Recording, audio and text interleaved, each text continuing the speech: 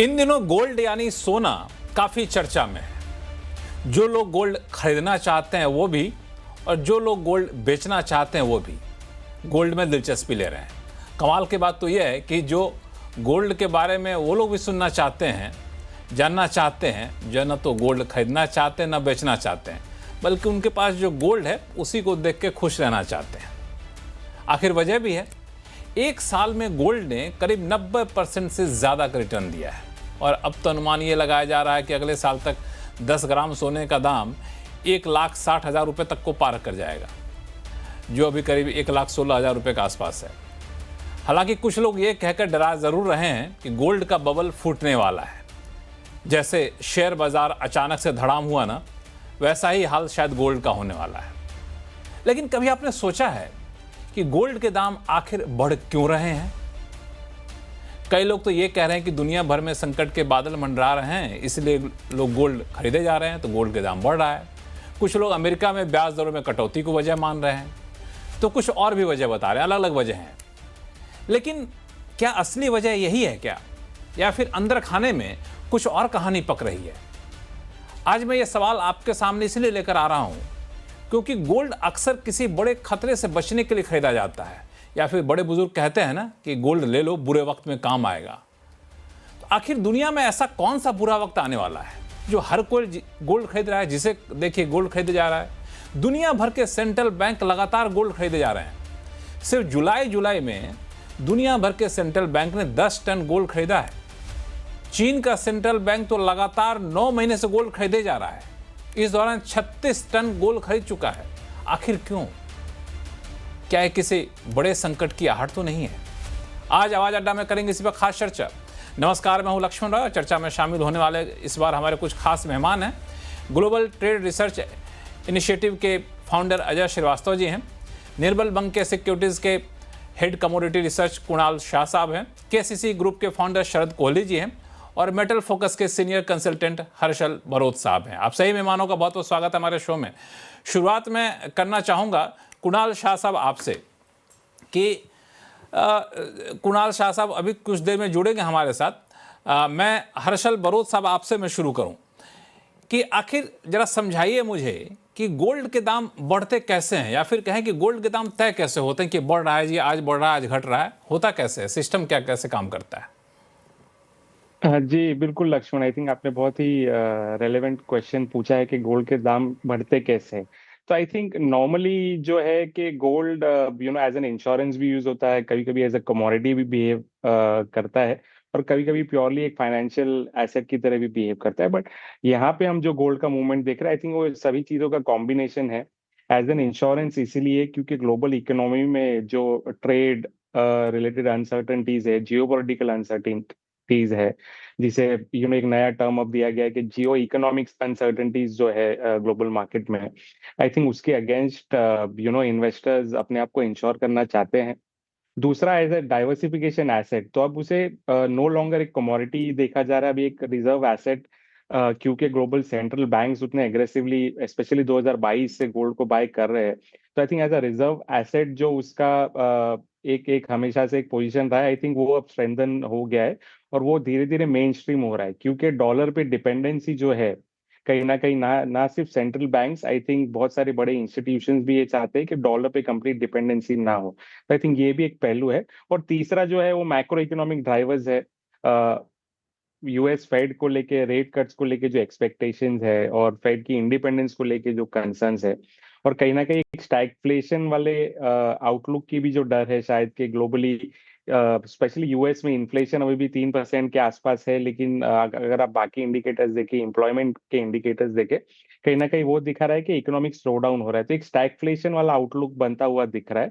तो I think ये macro drivers भी है, तो ये सभी मिला के फिलहाल जो है गोल्ड को ड्राइव करे, और शायद इसी वजह से हमने जो इतनी तेजी से जो दाम बढ़ते हुए देखे गोल्ड के, शायद ये सब जो है सबसे बड़े कारण है इसके पीछे।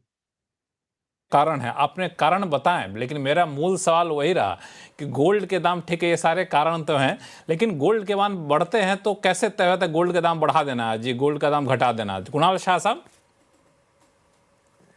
नमस्ते लक्ष्मण जी। अगर आप देखेंगे, जैसे हमने सुना कि क्या बेसिकली फैक्टर्स है। गोल्ड के दाम is purely demand and supply का इक्वेशन है। अगर आज की तारीख में ज्वेलरी से डिमांड कम है तो इन्वेस्टमेंट डिमांड ज्यादा है। जैसे पिछले 3 साल नहीं हमने नहीं, देखा था सेंट्रल बैंक। मैं थोड़ा सवाल को फिर से रिफाइन कर रहा हूँ कि मैं कल सुबह उठूंगा तो हमें पता चलता है कि गोल्ड के दाम ये हो गए जी। ये कैसे तय हो जाता है गोल्ड के दाम ये हो गए? ये तो इंटरनेशनल मार्केट में जो भी गोल्ड के प्राइसेस ट्रेड हो रहे हैं उसका हाँ रुपी हाँ। में कन्वर्जन करके एमसीएक्स पे वही भाव पोर्ट्रे हो रहे हैं।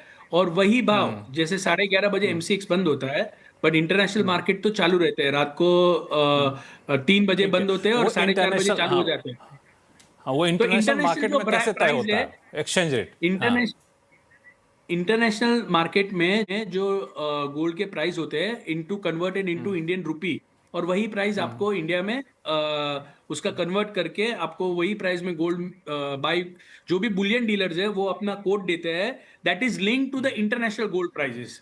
तो इंटरनेशनल गोल्ड प्राइस $10 बढ़े तो यहाँ पे आपको कंसिक्वेंटली इनटू रुपी 88 रुपीज 80 पैसा, इतना ही 880 रुपया इधर गोल्ड आपको महंगा हो जाएगा। $10 घटा तो तो 880। इंटरनेशनल, हाँ ठीक है, समझ गया। वो टेक्निकल चीज़ें हैं, लेकिन इसमें इंटरनेशनल मार्केट में गोल्ड के प्राइसेस जब बढ़ते हैं या फिर कम होते हैं तो जिस एक्सचेंज पे आप देख रहे होते हैं उसमें सबसे बड़ा फैक्टर क्या होता है? गोल्ड बाइंग बढ़ रही होती है तो गोल्ड के दाम बढ़ रहे होते हैं, क्यों ये माना जाए?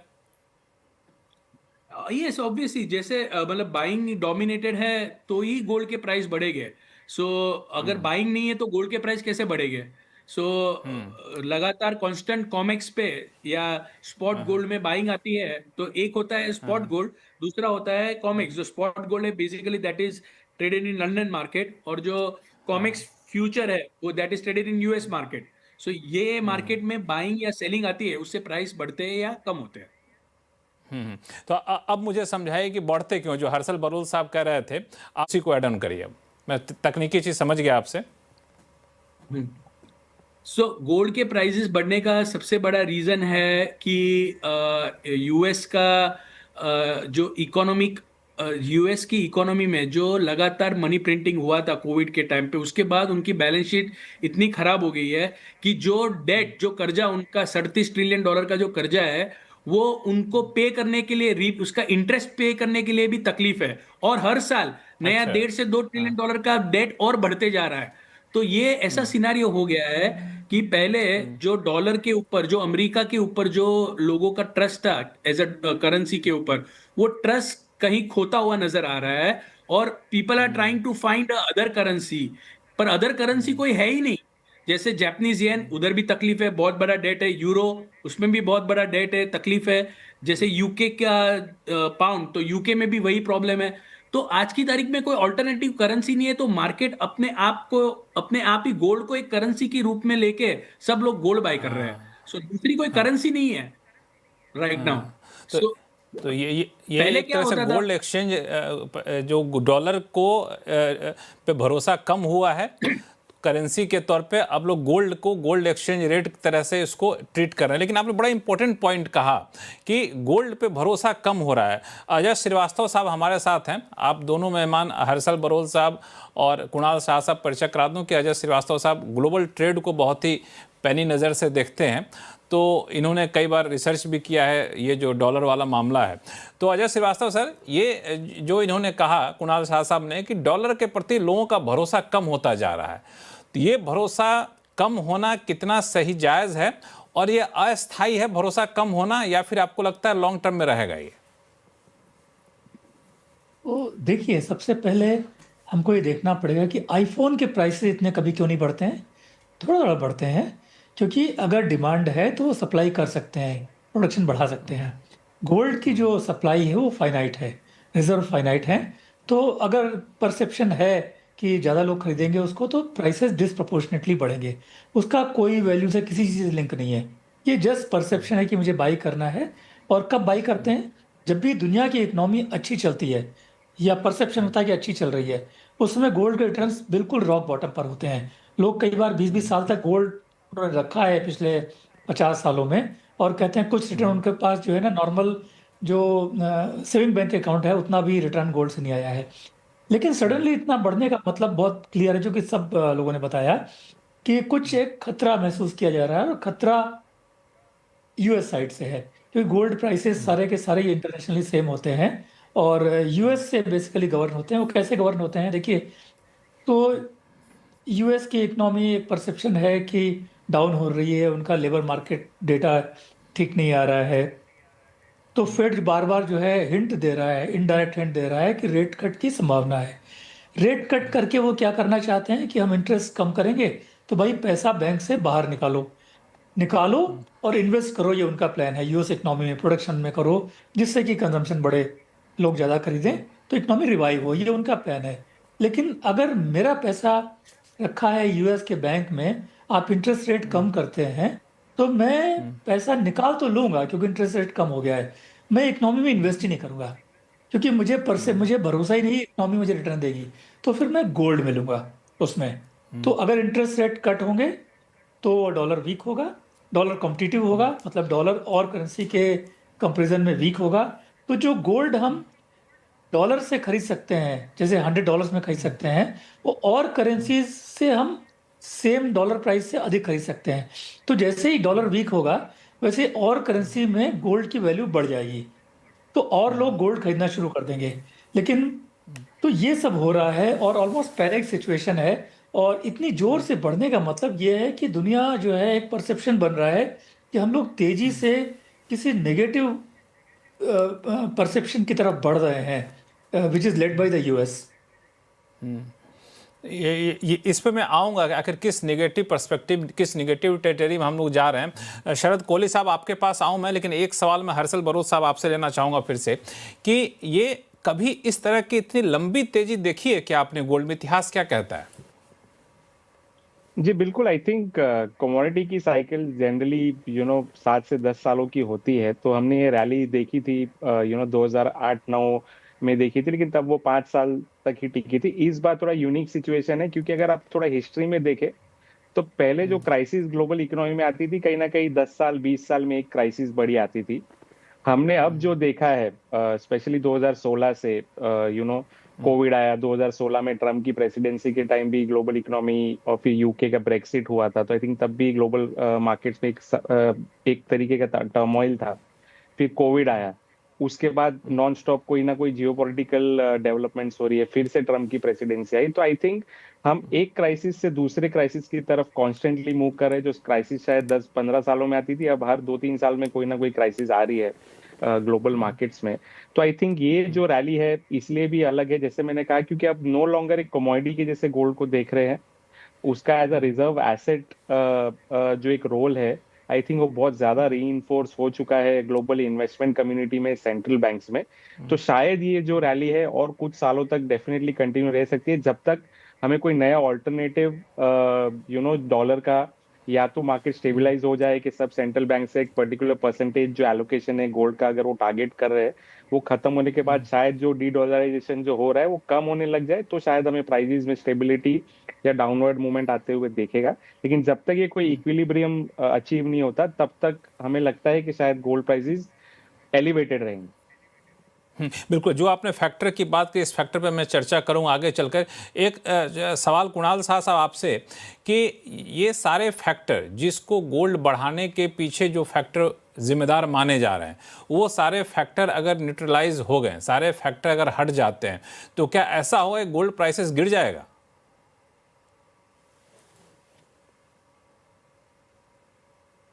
कुणाल साहब म्यूट पे हैं।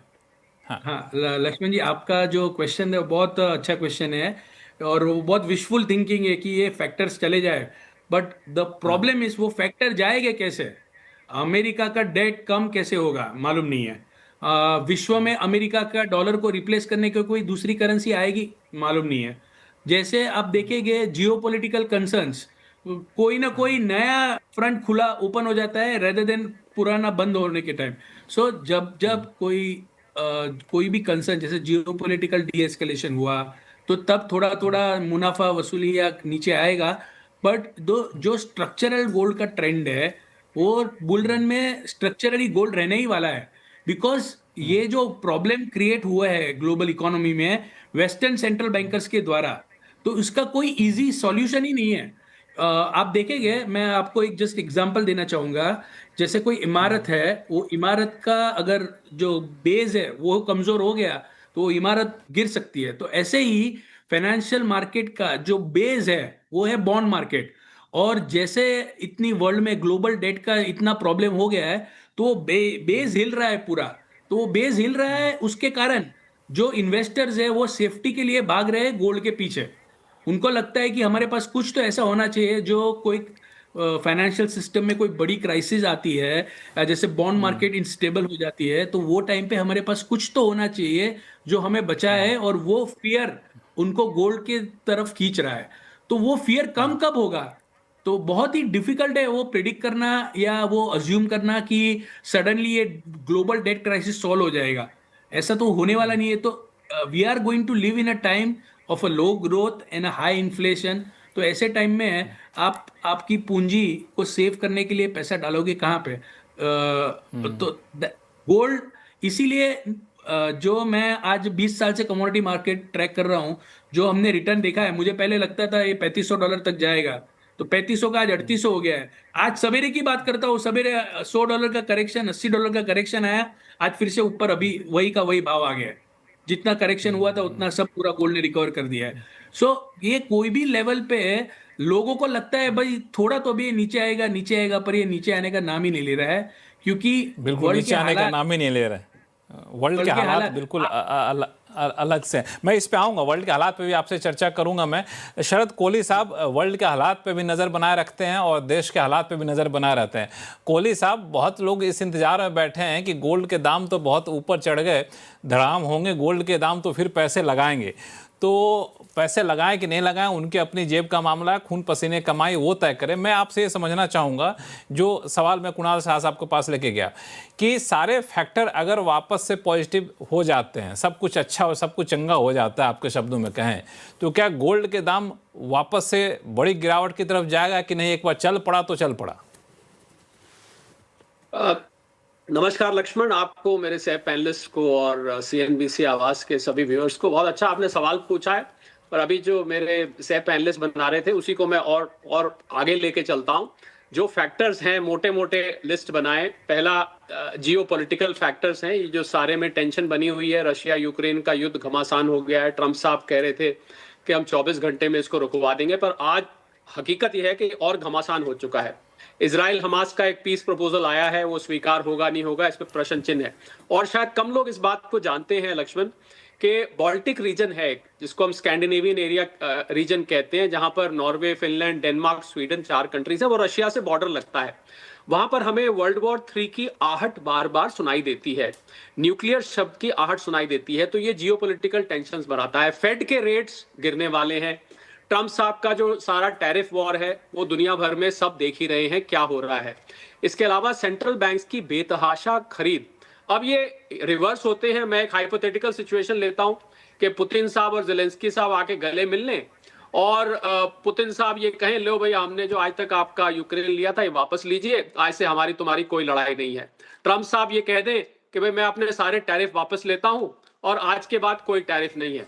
तो अगर ऐसी इन चीजों के होने की संभावना लक्ष्मण ना के बराबर दिखाई दे रही है। तो इसलिए वो फैक्टर्स रिवर्स होंगे, ये आपकी बात ठीक है सैद्धांतिक रूप से, कि अगर वो फैक्टर्स रिवर्स हो जाते हैं तो गोल्ड यहां से सबसाइड हो जाएगा, पर ये रिवर्स होते दिखते नहीं। और सेंट्रल बैंक्स का गोल्ड खरीदना 1971 में लक्ष्मण एक गोल्ड स्टैंडर्ड चला करता था। उससे पहले तो रिचर्ड निक्सन साहब जब अमेरिका के प्रेसिडेंट थे, उन्होंने इसको समाप्त किया था, क्योंकि वो डॉलर की दादागिरी करना चाहते थे, डॉलर को एक विश्व करेंसी बनाना चाहते थे, और काफी हद तक सफल भी हो गए। तो गोल्ड स्टैंडर्ड, मुझे ऐसा लग रहा है कि अगर ये डॉलर यहां से कमजोर होता है तो गोल्ड स्टैंडर्ड यहां से वापस आ सकता है। और गोल्ड स्टैंडर्ड ये बताता था कि आपकी करेंसी के पीछे गोल्ड की बैकिंग होनी चाहिए। गोल्ड स्टैंडर्ड यहां से वापस आएगा। अब दूसरी बात इसमें यह है कि गोल्ड की सप्लाई जो है लक्ष्मण, वो बहुत सीमित है।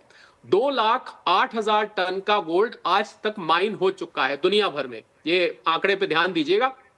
और अभी तक 50,000 से 1,00,000 टन गोल्ड और माइन हो सकता है, अभी जो हमारे पास टेक्नोलॉजी उपलब्ध है। अगर कल को कोई नई टेक्नोलॉजी आ गई तो शायद और गोल्ड मिल जाए हमारे पास। इतना तो मतलब करीब 5 से 10 साल, या मैं यूं कहूं अगर कम भी होता है तो 15 से 20 साल हद से हद, ये गोल्ड माइन होता रहेगा, उसके बाद गोल्ड की खानें समाप्त हो जाएंगी। तो गोल्ड एक सीमित मात्रा में इस समय उपलब्ध है, और सीमित मात्रा को जो चीज सीमित मात्रा में होती है लक्ष्मण, उसकी कीमतें जरूर ऊपर जाती हैं। तो जितने भी कारण अभी गिनवाए गए उसमें से कोई भी कारण वापस होने वाला नहीं दिख रहा। और भारतीय घरों में लक्ष्मण, ये आंकड़ा हालांकि सत्यापित नहीं है, वेरीफाइड नहीं है, पर यह आंकड़ा टाइटन के सीईओ ने बोला, मैं भी इस आंकड़े को मानता हूं, और भी लोगों ने बोला कि भारतीय घरों में 25,000 टन इस समय सोना है अनऑफिशियल तौर पर, 25,000 टन। जबकि अमेरिका के जो रिजर्व्स हैं वो 8,500 टन के हैं। आज ही आंकड़ा आया कि अमेरिका के टोटल गोल्ड रिजर्व्स $1 ट्रिलियन तक पहुंच गए हैं। तो मुझे ये कतई नहीं लगता कि ये अभी वापस होने वाला है, क्योंकि इसमें से जो फैक्टर्स है, अगर एक फैक्टर भी होता है तो सेंट्रल बैंक्स को ये नजर आ रहा है कि डॉलर आगे वो दादागिरी नहीं दिखा पाएगा जो आज तक दिखाता रहा है। तो बचा क्या? कोई ऐसी वैल्यू चाहिए लक्ष्मण जो पूरी दुनिया में जिसको हम ट्रेड कर सके, जिसके माध्यम से हम वैल्यू डिटरमिन कर सके। वो गोल्ड के अलावा कुछ दिखाई नहीं दे रहा है लक्ष्मण, यहां पर ये हकीकत है। हकीकत बिल्कुल। चूंकि आप लोगों ने अलग अलग कई सारे फैक्टर बताए, कई सारे पहलू पे हम लोग गए, चूंकि हम चाहते हैं इस पूरे मामले पे एक 360 डिग्री व्यू हमारे दर्शकों को मिले, तो एक एक करके मैं इस पे आता हूँ। सबसे बड़ा सवाल कि अंतर्राष्ट्रीय स्तर पर जो अनिश्चितता है, जब तक कि अनिश्चितता कायम रहेगी गोल्ड के दाम बढ़ते रहेंगे, ऐसे हमारे सभी पैनलिस्ट इस बात पे एक मत थे। तो ये अनिश्चितता कब तक कायम रहेगी, इसके खत्म होने या कम होने के आसार कितने हैं, इस सवाल को लेकर पहले आता हूं मैं अजय श्रीवास्तव साहब आपसे। देखिए, तो अनिश्चितताएं, दुनिया जो है इस समय यूएस लीड कर रहा है। करीब 1947 के बाद से वो वर्ल्ड लीडर हैं। उनको कंपटीशन रहा लेकिन वो लीड कर रहे हैं। तो जनरली वो डिसाइड करते हैं दुनिया किधर चलेगी। तो इस समय उनकी दो प्रॉब्लम्स हैं। एक तो उनकी इंटरनल प्रॉब्लम्स हैं, इकोनॉमी बहुत खराब कर रही है, डॉलर वीक हो रहा है। दूसरा, उनके कॉम्पिटिटर्स इमर्ज हो रहे हैं, चाइना जैसे और कंट्री भी इमर्ज हो रहे हैं उसमें। तो अपनी डोमेस्टिक इकोनॉमी में अपने मागा क्राउड के आगे उनका ध्यान बटाने के लिए वो जो वॉर्स हैं, मैं मानता हूं कि रशिया यूक्रेन वॉर है या गाजा में जो वॉर है, उसमें यूएस जिस दिन चाहेगा वो वॉर खत्म हो जाएगी। लेकिन यूएस नहीं चाहता है, क्योंकि वॉर्स की वजह से जो डोमेस्टिक क्राउड है, मागा क्राउड है, उनका ध्यान बटा हुआ है। कैसे खत्म हो सकती है यूएस? कैसे? एक मिनट, मिस्टर ट्रम्प कहते रहते हैं कि पुतिन नहीं कर रहे हैं और ये जेलेंस्की नहीं मान रहे हैं। बट देखिए, एक दिन के लिए स्टारलिंक अपना इंटरनेट सप्लाई बंद कर दे, यूक्रेन और ये रशिया वॉर खत्म हो जाएगी। ट्रम्प ने पिछले 3 सालों में $150 बिलियन से अधिक के हथियार बेचे हैं। मुझे क्या मालूम कि हथियार बेचने के लिए तो लड़ाई नहीं हो रही है। सिमिलरली गाजा में, वो जब इसराइल कभी लड़ाई, इतना छोटा कंट्री है, वो कभी लड़ ही नहीं सकता है बिना उनके सपोर्ट के। तो ट्रम्प क्यों कर रहे हैं? तो ट्रम्प मेरे हिसाब से इसलिए कर रहे हैं कि डोमेस्टिक प्रॉब्लम्स की तरफ से दुनिया का ध्यान बटाने के लिए। तो सबसे बड़ी बात ये है। और ये उनकी इकोनॉमी में इतनी प्रॉब्लम्स हैं कि वो ख़त्म होती दिख नहीं रही हैं, इसलिए वॉर्स चल रही हैं, बिना रीज़न के चल रही हैं। कोई रीज़न नहीं है, लोग मर रहे हैं, बट दोनों तरफ के लोग प्रॉफिट कर रहे हैं मिलिट्री वेयर बेच के और भी चीज़ों से। तो इसमें मैं एक चीज़ समझना चाहूँ कुणाल शाह साहब, ये जब तक वॉर चलता रहेगा, मान ले जैसे कि रूस यूक्रेन वॉर है, सालों साल से चला आ रहा है, तो जब तक चलता रहेगा तब तक गोल्ड के दाम बढ़ते रहेंगे क्या? कहीं तो रुकेगा जा करके? मैं बिल्कुल आम लोगों के सवाल पूछ रहा हूँ। हाँ, बहुत अच्छा क्वेश्चन है आपका। एक जो हमने अभी तक डिस्कस किया उसको मैं सम अप करता हूँ। एक, अमेरिका की आर्थिक परिस्थिति और इंटरनल इकोनॉमी और डेट प्रॉब्लम चल रहा है। दूसरा फ्रंट है, ग्लोबली वॉर हो रही है, बराबर है। आगे जाके एक्चुअली हम देखेंगे तो जैसे अब हिस्ट्री में जाते हैं तो history is a good anecdotal for what is happening. जब आप World War I, World War II, सभी वर्ल्ड वॉर देखेंगे, उसके पहले का प्रिटेक्स यही था कि इररेशनल, जैसे आप 1929 1930s में जाएंगे तो वही हुआ था। इतने पैसे जर्मनी ने प्रिंट किए थे वो टाइम पे कि लिक्विडिटी पैसे, जर्मनी में एक ऐसा टाइम आ गया था कि जो फायर चिमनी होती है उसमें लकड़ा जलाने से पैसा जलाना ज्यादा सस्ता था, ऐसा टाइम आ गया था। और उसके बाद हुई थी वर्ल्ड वॉर। तो ये जो हमारे प्रीवियस स्पीकर ने कहा, मैं वो लाइन पे उनकी बातों को पुष्टि देना चाहूँगा कि जब जब ये ऐसे मनी प्रिंटिंग होती है, वो डाइवर्ट करने के लिए, डाइवर्जन लाने के लिए ग्लोबली दे टेक, हमेशा वर्ल्ड वॉर होती है। तो वर्ल्ड वॉर कब होती है? कि जब हम, जो वर्ल्ड की लीडर कंट्री है वो ग्रो नहीं हो पाती है, तो वो दूसरे को भी नीचे लेके आती है। सब 0-0 हो गया, अगर वर्ल्ड वॉर हो जाता है तो सब 0 हो गया, नए नए सिरे से काउंटिंग चालू होता है। सो हमेशा, so right now we are already in a middle of cold war, और you can say war.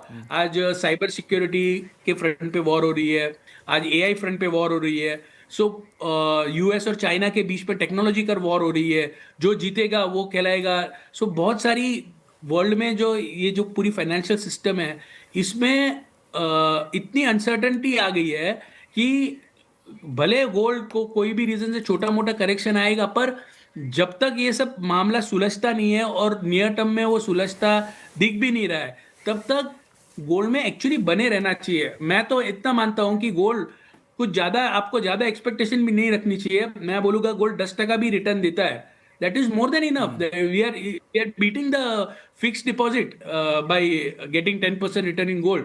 So gold में अभी भी पोटेंशियल है आने वाले साल में कि वो 8 से 10% का आपको रिटर्न दे पाएगा। तो अगर आप निवेश करते हैं या करेक्शन में निवेश करते हैं या निवेश करते हैं, तो ऐसा नहीं लग रहा है कि गोल्ड घट के $2000 हो जाने वाला है।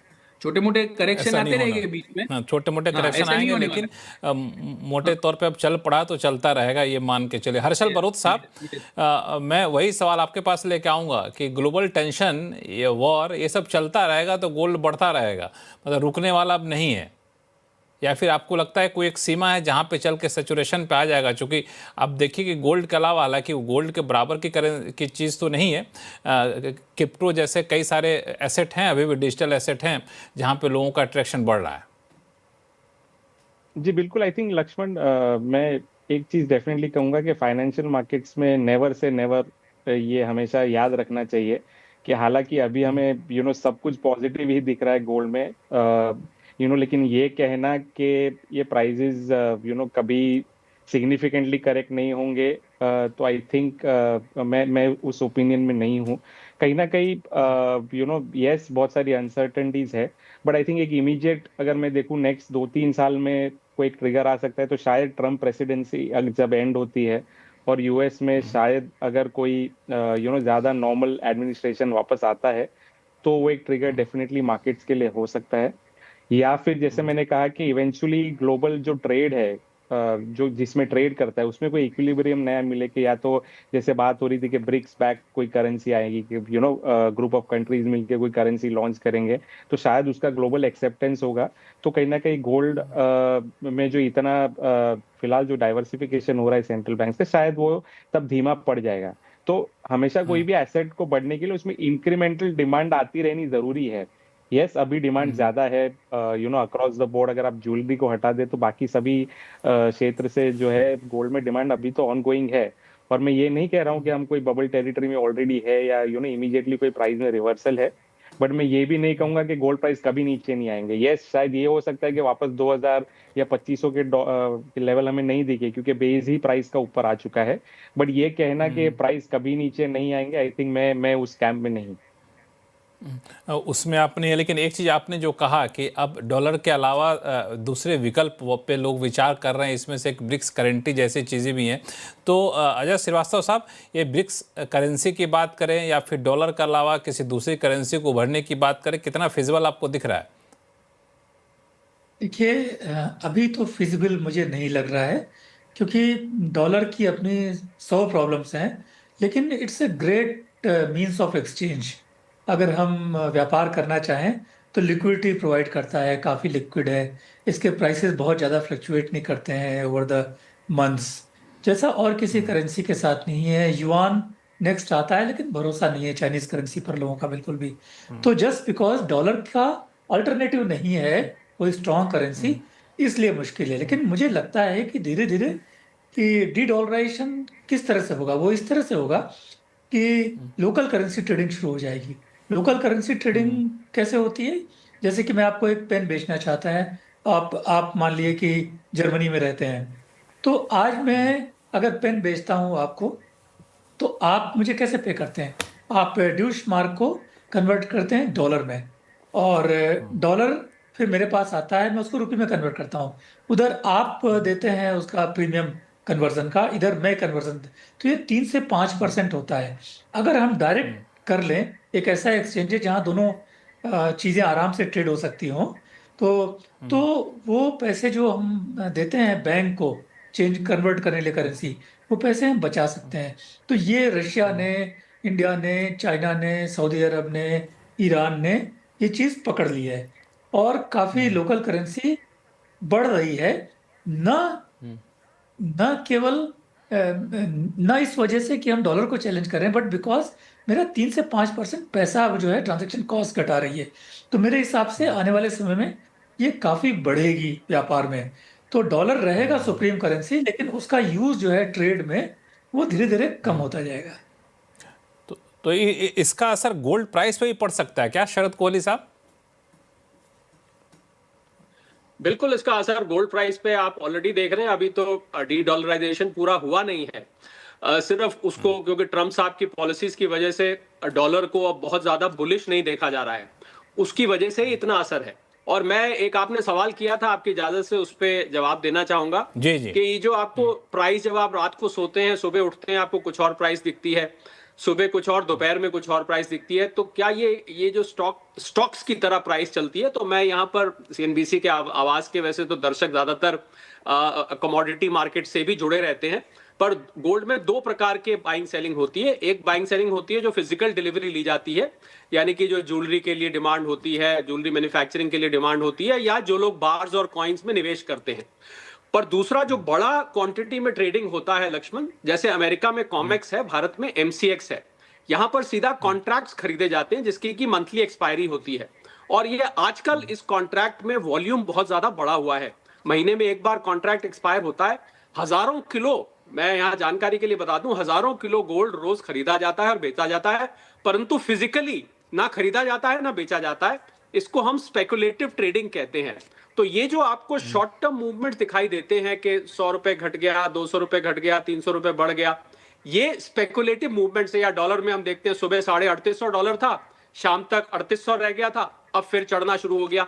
तो ये आजकल स्पेकुलेटिव ट्रेडिंग भी गोल्ड में बहुत हो रही है। और आपको एक और बात, मजेदार बात बताऊं कि जो हमें स्टॉक मार्केट में आजकल सुस्ती दिखाई दे रही है, बहुत सारा पैसा जो शेयर मार्केट में रिटेल इन्वेस्टर्स लगाते थे, उन्होंने अपने पैसे को गोल्ड और सिल्वर में लक्ष्मण डाइवर्ट किया है, चाहे वो फिजिकल फॉर्म में हो, चाहे वो ईटीएफ फॉर्म में हो।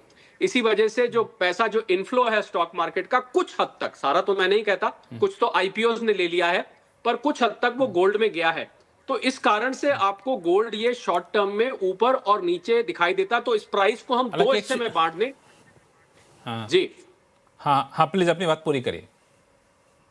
इस प्राइस को हम दो हिस्से में बांट दें। एक, इसकी जो हार्ड परचेज होती है, यानी कि जो लोग इसको फिजिकली डिलीवरी लेते हैं, आपने बार धनतेरस पे लोग खरीदते हैं, अक्षय तृतीया पे खरीदते हैं, शादी में डिमांड होती है। और दूसरी प्राइस का कंपोनेंट होता है जो स्पेकुलेटिव ट्रेडिंग होती है। मैं उसको स्पेकुलेटिव इसलिए मानता हूं क्योंकि वो कॉन्ट्रैक्ट टू कॉन्ट्रैक्ट चलती है। हालांकि एमसीएस उसके पीछे सॉलिड गोल्ड की बैकिंग रखता है। और इस समय लक्ष्मण 99% हमारे देश की गोल्ड की रिक्वायरमेंट इंपोर्ट की जा रही है। हमारे यहाँ मात्र 1% गोल्ड बनता है। गोल्ड की इंपोर्ट की वजह से सरकार भी परेशान है। आप तो सरकारी गलियारों से बहुत नजदीक से जुड़े रहते हैं। सरकार इस इंपोर्ट से परेशान है क्योंकि एक ऐसी कमोडिटी है जो कि ज्वेलरी में इस्तेमाल होती है या निवेश में इस्तेमाल होती है। इसके अलावा इसका कोई इंडस्ट्रियल यूज इतना नहीं है। हालांकि बीच में इन लोगों ने गोल्ड सोवरेन बॉन्ड टाइप से लाया था, लेकिन गोल्ड सोवरेन बॉन्ड पे भी सरकार को लगा नुकसान हो रहा है तो वापस कर लिया। लेकिन एक चीज आपने बड़ा इंटरेस्टिंग कहा कि एक होता है फिजिकल गोल्ड लेना, एक होता है स्पेकुलेटिव, लेकिन एक और चीज होता है कुणाल शाह साहब, वो है कि ईटीएफ के जरिए लोग गोल्ड लेते हैं। फिजिकल गोल्ड नहीं होता है, पेपर गोल्ड लेकर के लोग आते हैं। इसका भी चलन काफी ज्यादा बढ़ रहा है। अलग अलग फंड हाउसेस का भी इसमें कंट्रीब्यूशन बढ़ रहा है, आम पब्लिक की दिलचस्पी बढ़ रही है। ये भी एक बड़ी वजह मानी जाए गोल्ड प्राइस बढ़ने की। ये साल सबसे बड़ा जो फैक्टर रहा है वो है ईटीएफ, इंडिया और वर्ल्ड वाइड। अगर आप देखेंगे तो ईटीएफ में लगातार बाइंग आ रही है। आज एक नॉर्मल इन्वेस्टर है, आज कोई इन्वेस्टर है जिसका डीमैट अकाउंट है स्टॉक मार्केट में और उसे गोल्ड लेना है, तो ETF is one of the best way to invest in gold का ये जो तेजी का जर्नी है। तो हमने ये साल सेंट्रल बैंक जो लास्ट 3 साल से गोल्ड की परचेज डोमिनेट कर रहा है, और ये साल हम देखेंगे तो ETF फिर से आ गया है। सो मुझे लग रहा है as compare to last year at least 40 to 50% rise in ETF demand आपको देखने मिलेगी ये साल। पूरे साल के एंड में आप देखेंगे as compare to the 2024 this year will witness massive inflows. क्योंकि जैसे आपने कहा कि लोग क्या सोचते हैं कि मैं गोल्ड के यूनिट लेके छोड़ दूं, इसमें कोई रिस्ट्रिक्शन नहीं रहता है। आप फिजिकल गोल्ड लेते हो या बार लेते हो या कॉइन लेते हो तो आपको उसको वॉल्ट में रखना है, घर पे रखते हो तो सेफ्टी का इश्यू रहता है। तो जो लोग गोल्ड में एक्सपोजर रखना चाहते हैं, कोई एक छोटा निवेशक है वो 20,000 रुपया भी डालना चाहता है या 10,000 रुपया भी डालना चाहता है, तो वो भी इसमें एक्सपोजर ले सकता है गोल्ड ETF द्वारा। So I think that's the reason ये ETF बहुत ज्यादा पॉपुलर हुए गोल्ड में, सिल्वर में, दोनों में। और ये दोनों में हमने इंडिया में ये ETF मार्केट को ही बहुत तेजी से ग्रो होता हुआ देखा है। एवरी डे इंडिया के जो टॉप ETFs है उसमें आप देखिए आज की तारीख में जो मेजर डिमांड आ रही है, फिजिकल मार्केट में गोल्ड के प्राइसेस में दबाव नहीं आ रहा है। फिजिकल मार्केट इतना गोल्ड के प्राइस बढ़ने के बावजूद भी प्रीमियम में है, उसका वन ऑफ द रीजन ही है ETF मार्केट। क्योंकि ज्वेलर से डिमांड अगर कम हो जाती है तो ETF वाले आके गोल्ड लेके जाते हैं। सो ये नया डिमांड क्रिएट हो रहा है और ये नई डिमांड क्रिएट होने की वजह से गोल्ड में और ज्यादा तेजी के रीजन आ गए हैं। तो मुझे लगता है कि आने वाले दिन में हर्षल बरोच साहब ETF की डिमांड ऐसे ही बनी रहेगी, क्योंकि लोगों को ज़्यादा सूट करता है, रिटर्न का रिटर्न मिल रहा है, रिस्क का रिस्क नहीं है और खरीदना बेचना काफ़ी आसान हो रहा है। जी बिल्कुल, लेकिन एक बात मैं आपकी क्लैरिफाई करने चाहूंगा कि ETF कोई पेपर प्रोडक्ट नहीं है। ETF जो होते हैं कंप्लीटली इंडिया में जो है फिजिकली बैक्ड बाय गोल्ड होते हैं, तो पेपर प्रोडक्ट वैसे नहीं है। आप उसे डिजिटल प्रोडक्ट कह सकते हैं ईज ऑफ इन्वेस्टमेंट के हिसाब से, बट डेफिनेटली। और जैसे कि कुणाल ने कहा, आई थिंक इस साल ETF फ्लोज जो है वो बहुत बड़ा कारण रहे हैं गोल्ड की रैली के पीछे, स्पेशली क्योंकि इस बार वेस्टर्न कंट्रीज लिस्टेड जो ETFs है, जो वेस्टर्न डोमिनेटेड ETFs है, उसमें बाइंग आई है। लास्ट ईयर हमने देखा था कि वेस्टर्न इन्वेस्टर्स जो है ETF में वो कंसिस्टेंटली सेल कर रहे थे डिस्पाइट द प्राइस के प्राइसेस ऊपर जा रहे थे। लेकिन इस बार अब वो प्राइस चेस करने लगे हैं। तो इस बार जो पहले 6 महीनों के जो आंकड़े हैं उसमें अगर आप देखें तो 60 to 70% ETF फ्लोज है ग्लोबली इस साल, वो वेस्टर्न ड्रिवन इंस्टीट्यूशन से आए, तो ये वेस्टर्न डिमांड से आए हैं। तो ये ट्रेंड हमें लगता है कि जब तक गोल्ड को रिलेटेड जो सेंटिमेंट जो है मार्केट में पॉजिटिव है, तब तक तो ये फ्लोज पॉजिटिव रहेंगे। लेकिन क्योंकि ETF इतना बड़ा ड्राइवर है, तो ये कहीं ना कहीं रिस्क भी बन जाता है, क्योंकि वेस्टर्न इन्वेस्टर्स का टिपिकली गोल्ड के प्रति जो सेंटिमेंट है वो ईस्टर्न इन्वेस्टर्स से बहुत ही अलग है। Eastern investors for example India में गोल्ड को लेके बहुत ज्यादा सेंटिमेंट एक होता है कि हम गोल्ड जल्दी सेल इन्वेस्टर नहीं करता, क्योंकि वो हमेशा सोचता है कि गोल्ड ऊपर ही जाता रहेगा। और कहीं ना कहीं इंडिया में ये ट्रू भी प्रूव हुआ है, क्योंकि हमारी करेंसी जो है हर साल ऑन एन एवरेज 3 से 4% डेप्रिशिएट करती है। तो ऐसे भी पीरियड्स आए हैं जब इंटरनेशनल प्राइसेस करेक्ट कर रहे हैं, लेकिन इंडिया में प्राइस या तो स्टेबल है या फिर भी बढ़ रहे हैं, क्योंकि रुपी डिप्रिशिएट कर रहा था। तो ईस्ट में जो सेंटिमेंट है गोल्ड की तरफ अलग है, बट वेस्टर्न इन्वेस्टर्स जो है वो इतने सेंटिमेंटल नहीं है, तो वो कहीं ना कहीं प्रॉफिट मोटिव से बाय करते हैं और कभी ना कभी उनकी सेलिंग आएगी। और वो अगर भारी मात्रा में आई तो वो डेफिनेटली गोल्ड प्राइस पे वेट करेगी कहीं ना कहीं। बिल्कुल। अभी चूंकि वक्त हो गया एक ब्रेक का, लेकिन आप बड़ा इंटरेस्टिंग चीज़ बताई, तो अब यहाँ से 2 सवाल लेके मैं आऊँगा ब्रेक के बाद। पहला सवाल कि गोल्ड अब लोगों की चांदी में दिलचस्पी काफ़ी ज़्यादा बढ़ गई, क्योंकि गोल्ड से ज़्यादा तेज़ी से चांदी बढ़ने की शुरुआत कर चुका है। और दूसरा कि दुनिया भर के सेंट्रल बैंक इतने क्यों गोल्ड खरीद रहे हैं, इसके पीछे क्या असली वजह है? इन दोनों सवालों का जवाब लेकर के आऊँगा छोटे से ब्रेक के बाद, कहीं जाइएगा नहीं। ब्रेक के बाद आपका फिर सबका स्वागत है। हम लोग चर्चा कर रहे हैं गोल्ड के ऊपर कि गोल्ड की बढ़ती कीमतें किसी बड़े संकट की आहट तो नहीं है, लेकिन इस गोल्ड की बढ़ती कीमतों के बीच में एक चीज़ और हो रही है, वह है चांदी की चमक भी काफ़ी तेज होती जा रही है। उस पर मैं चर्चा करूँगा आगे चलकर, लेकिन एक सवाल मैं लेके आना चाहूँगा अजय श्रीवास्तव साहब आपसे कि ये जो सेंट्रल बैंक की बाइंग है, हर कोई, टर्की को देख लीजिए, चीन को देख लीजिए, भारत भी उसमें शामिल है, लगातार गोल्ड काफ़ी ज़्यादा खरीदते जा रहे हैं। 1 महीने 2 महीने नहीं, लगातार 9 महीने का रिकॉर्ड दिखा रहा है कि गोल्ड की बाइंग काफ़ी ज़्यादा चल रही। तो सेंट्रल बैंक किस चीज़ की तैयारी कर रहे हैं, किस चीज़ के अगेंस्ट अपने आप को हेज कर रहे हैं? वही जो बातें हम लोग अभी तक करते आए थे। देखिए, चाइना का एक्सपोर्ट सरप्लस है दुनिया के ऊपर। वो क्या करते थे पहले, अपने एक्सपोर्ट सरप्लस को वो US के ट्रेजरी बॉन्ड में निवेश कर देते थे। अब उनको लग रहा है कि वहाँ इतना इंटरेस्ट मिलेगा नहीं, क्योंकि बार बार वो रेट कट्स की बात कर रहे हैं, और यूएस वैसे ही बहुत सारे एक्शन चाइना अगेंस्ट ले रहा है टू पनिश यूएस। और आई कैन से कि उनको लगता है बेहतर रिटर्न मुझे कहीं और मिलेंगे, वो लोग सोने में कर रहे हैं। और ये जो लॉजिक है, ये सबके ऊपर एक्सटेंड किया था, चाहे भारत हो, चाहे टर्की हो, चाहे जो भी हो। तो पहले बहुत लोग सेफली, अगर कुछ भी रिजर्व, कुछ भी एक्स्ट्रा पैसे होते थे, जाकर यूएस ट्रेजरी बॉन्ड खरीद लेते थे, इंडिया भी खरीद लेता था। बट अभी सब कुछ led by China and Japan, सब लोग जो है थोड़े से वहां पैसे रख रहे हैं और बाकी इधर उधर खर्च कर रहे हैं, और मोस्टली जो है सबसे बड़ी कमोडिटी गोल्ड है जो कि वो खरीद रहे हैं। तो ये शो करता है कि जनरली जो परसेप्शन बन रहा है कि आगे आने वाले दिन जो है वो थोड़े शेकी हैं, केवल ये मेरे हिसाब से तो ये कहीं ट्रम्प साहब की नाराजगी के पीछे ये की वजह तो ये नहीं है कि हमारे तुम लोग बॉन्ड खरीद नहीं रहे हो, गोल्ड खरीदे जा रहे हो? तो देखिए, आपको याद है कि ट्रम्प साहब ने लिबरेशन डे टैरिफ लगाए थे 2 अप्रैल को, और सडनली उन्होंने 9 अप्रैल को वो टैरिफ पोस्टपोन कर दिए थे 90 दिन के लिए। ऐसा क्यों हुआ था? 7 दिन में ऐसा क्या हो गया? तो चाइना और जापान ने $1 ट्रिलियन से अधिक के ट्रेजरी बॉन्ड बेच दिए, तो उससे यूएस का स्टॉक मार्केट बहुत नीचे आ गया और काफी प्रॉब्लम्स हो गई यूएस की इंटरनल इकोनॉमी में। और ट्रम्प जो है उनको फोर्स हो गए वो कि 90 दिन के लिए अपने सारे प्रोग्राम पोस्टपोन करने के लिए। तो ये पावर है, और कंट्रीज की जिनके पास में डॉलर रिजर्व्स हैं वो यूएस में रिजर्व आपके यहाँ नहीं करेंगे, और वो गोल्ड लेंगे और चीजों में इन्वेस्ट करेंगे। कुणाल शाह साहब को जोड़ना चाह रहे थे।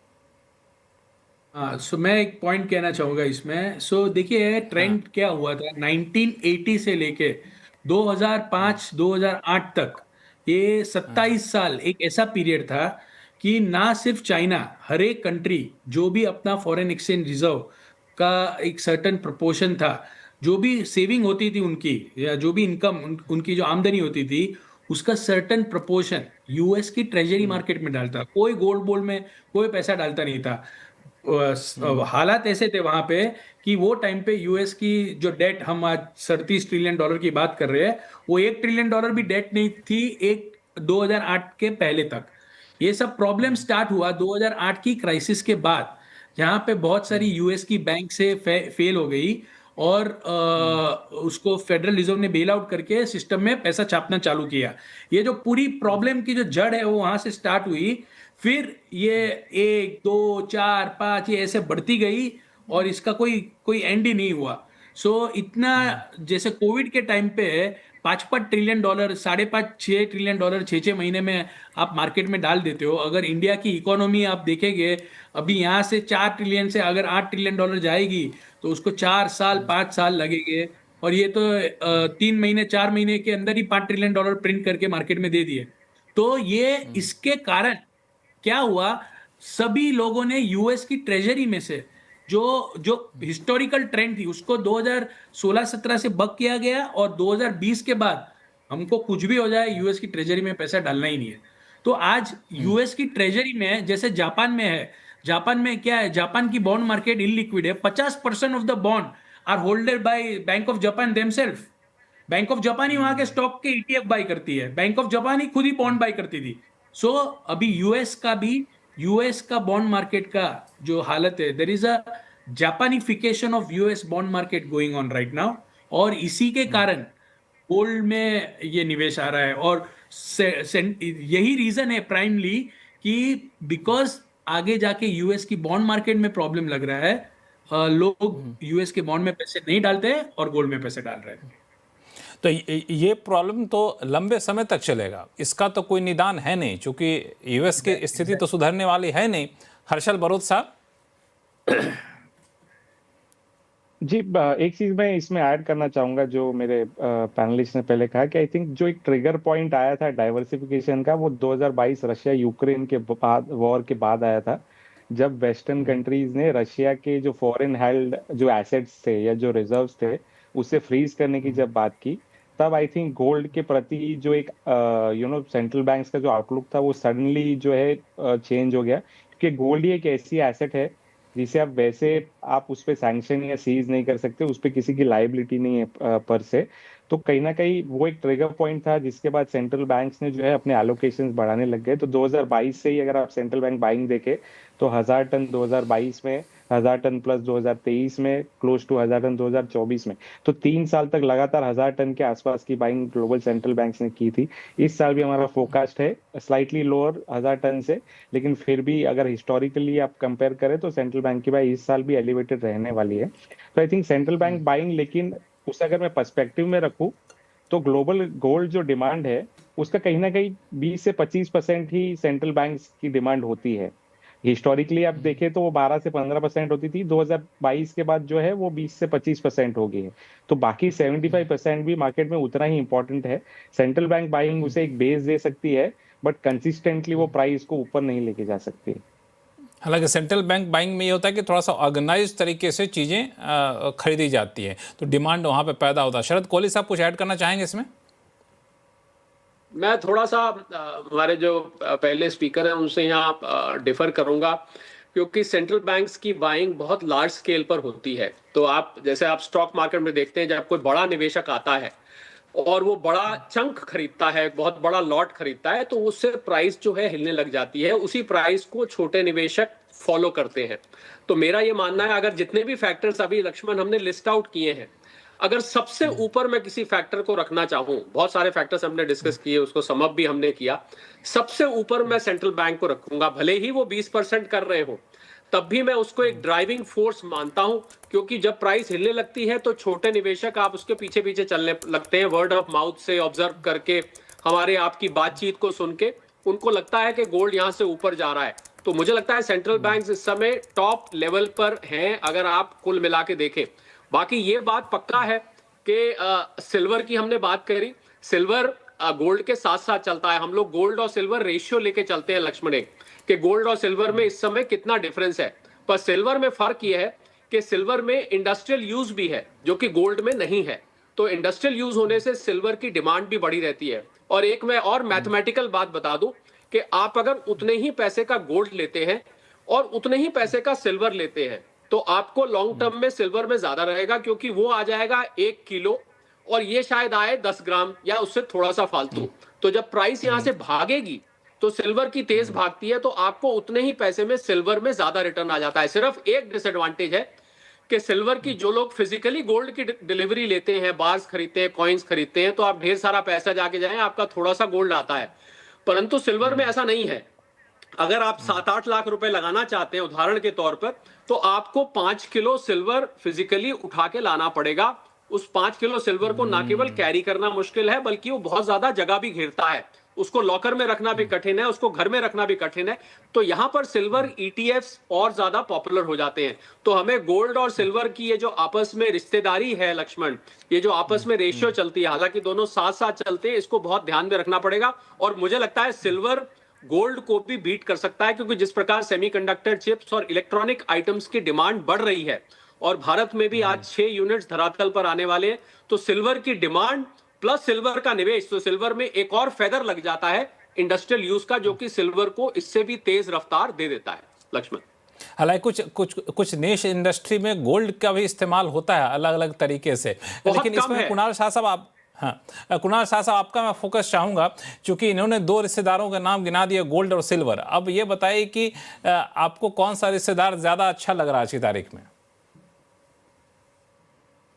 मैं गोल्ड से ज़्यादा सिल्वर बेटर प्रेफर करता हूँ, क्योंकि सिल्वर में क्या हो गया है कि पिछले 10 सालों में कोई सिल्वर की माइन सप्लाई में कोई ग्रोथ नहीं हुआ है। और सामने जो न्यू एज डिमांड जिसे कहते हैं, सोलर है, क्लीन एनर्जी और फोटोवोल्टाइक सेल्स, सोलर को छोड़ के ये आपका इलेक्ट्रॉनिक्स सब पैनल है, ये सब में सिल्वर का जो यूज़ है वो बहुत ज़्यादा बढ़ गया है। और अभी नया जो डेटा सेंटर्स है बड़े बड़े यूएस में, चाइना में बड़े बड़े गीगा वॉट कैपेसिटी के डेटा सेंटर ओपन हो रहे हैं। सो ये सब चीज़ देख के मुझे ऐसा लग रहा है कि सिल्वर की डिमांड बहुत ज़्यादा बढ़ रही है। और सप्लाई में मेक्सिको जो 25% सिल्वर प्रोड्यूस करता है, वहाँ पे जो वहाँ की टॉप माइंस है वो एग्जॉस्ट हो रही है। वहाँ पे जो माइन माइन में से जो सिल्वर के ओर निकलते हैं उसकी क्वालिटी डिट्रियोट होती जा रही है।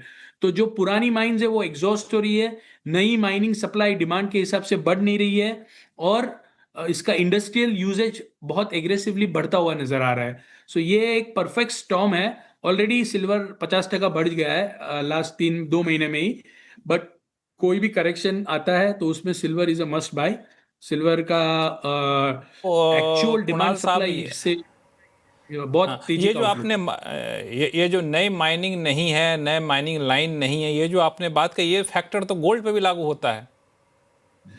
गोल्ड में सर प्रॉब्लम ये नहीं है कि जो माइंस है वो एग्जॉस्ट हो चुकी है और क्वालिटी ओर्स नहीं आ रही है। सो गोल्ड का जो पूरा स्टोरी है, अगर मैं पिछले 4 साल में सेंट्रल बैंक का बाइंग जो 1000 टन है वो 500 टन ही करता हूं फॉर एग्जांपल, तो गोल्ड में डिमांड साइड स्टोरी है ये। गोल्ड में सप्लाई शॉर्टेज नहीं है। सिल्वर में डिमांड साइड स्ट्रांग है और सप्लाई साइड कमजोर होती आ रही है।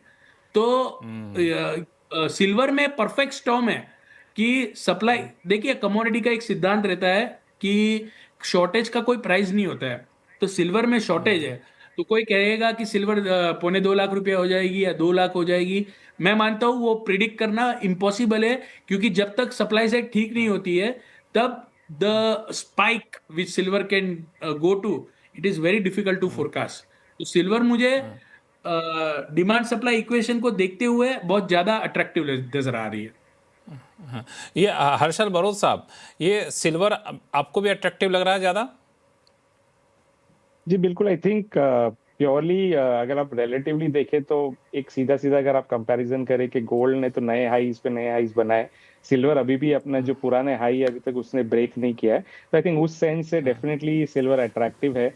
और जैसे तो पहले भी मेंशन हुआ पैनलिस्ट से कि कहीं ना कहीं इंडस्ट्रियल जो प्रोफाइल है सिल्वर का, कहीं ना कहीं वो उसका अट्रैक्टिवनेस बढ़ाता है। हमारे डेटा के हिसाब से लास्ट 4 सालों से कंटिन्यूसली सिल्वर मार्केट डेफिसिट में है। इंडस्ट्रियल यूज उसका नए रिकॉर्ड्स हर साल बनाते जा रहा है। तो ये सब फैक्टर्स डेफिनेटली है। पर एक निवेश के हिसाब से एक चीज डेफिनेटली ध्यान में रखनी चाहिए कि सिल्वर बहुत ही ज्यादा हाईली वॉलेटाइल है। तो अगर इन्वेस्टमेंट एपेटाइट आपका जो है, अगर आपका हाई रिस्क एपेटाइट नहीं है, तो कहीं ना कहीं आपको सिल्वर में एलोकेशन रिलेटिव टू गोल्ड कम रखना चाहिए। अगर आप हाई बीटा अगर हाई वॉलेटिलिटी अगर आपका, अगर आप जो है बेयर कर सकते हैं सिल्वर की, तो डेफिनेटली उसका आउटलुक अच्छा है। बट सिल्वर में वॉलेटिलिटी जो है वो गोल्ड से बहुत गुना ज्यादा है। तो वो चीज से डेफिनेटली इन्वेस्टर्स को ध्यान में रखनी चाहिए। ये वोलेटिलिटी ज़्यादा है तो शॉर्ट टर्म इन्वेस्टर इसकी चिंता करें कि लॉन्ग टर्म वाले को भी चिंता करना चाहिए? दोनों को करनी चाहिए। मुझे लगता है अगर आप एज अ पोर्टफोलियो एलोकेशन अगर किसी चीज में कर रहे हैं तो लॉन्ग टर्म में भी वॉलेटिलिटी आपको मैटर करती है। शॉर्ट टर्म में तो इसलिए क्योंकि अगर आप प्योरली स्पेकुलेटिव या ट्रेडिंग एस्पेक्ट से कर रहे हैं तो आप बहुत बड़ा नुकसान खा सकते हैं सिल्वर में। बट लॉन्ग टर्म वॉलेटिलिटी सबके पोर्टफोलियो में, सब लोग इतनी हाईली वॉलेटाइल पोर्टफोलियो नहीं चाहते मैं तो हैं। इसलिए सवाल पूछ लिया आपसे हर्षल जी, क्योंकि आप जब बोल रहे थे तो मुझे मन में ये हो रहा था कि क्या लोग गोल्ड बेच करके सिल्वर खरीद लें, ऐसा करें क्या? तो आपने उसका जवाब यहाँ पे दे दिया। शरद कोहली साहब कुछ जोड़ना चाहते हैं? आपने जो सवाल किया लक्ष्मण, मैं भी एक जवाब दे दूं कि मुझे लगता है लॉन्ग टर्म में सिल्वर आपको नुकसान करके नहीं देगा, भले ही कितनी ही उसमें वॉलेटिलिटी हो, क्योंकि इंडस्ट्रियल यूज जिस प्रकार से इसका बढ़ रहा है और सप्लाई कंस्ट्रेंट्स हैं, उसको जब किसी भी चीज में सप्लाई कंस्ट्रेंट होते हैं लक्ष्मण और डिमांड बढ़ती रहती है, तो ये एक इकोनॉमिक्स का बहुत ही बेसिक प्रिंसिपल है, उसकी प्राइस गिरने की पॉसिबिलिटी नहीं है। तो वॉलेटिलिटी जो होती है वो आपको, मैंने जो स्पेकुलेटिव बात बताई थी कि ये ट्रेड होता है, इसके कॉन्ट्रैक्ट्स खरीदे जाते हैं, कॉन्ट्रैक्ट बेचे जाते हैं, तो गोल्ड में भी है। तो मुझे सिल्वर में लॉन्ग टर्म में, बल्कि दोनों में ही मैं कहूंगा, लॉन्ग टर्म निवेशक कभी नहीं होगा।